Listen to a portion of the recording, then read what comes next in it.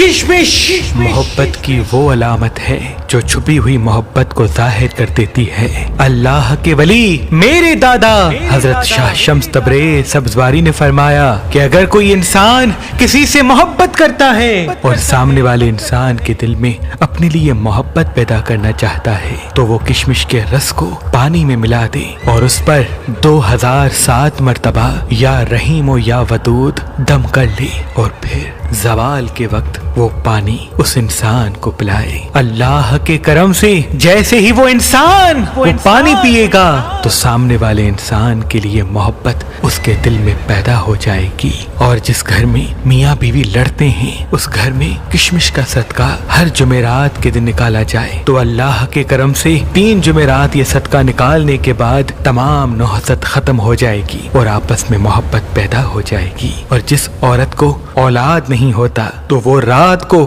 7 کشمش پہ 7 مرتبہ سورہ کوثر دم کر کے کھا لیا کرے۔ اللہ کے فضل و کرم سے اللہ اولاد کی خوشخبری نصیب کر دے گا۔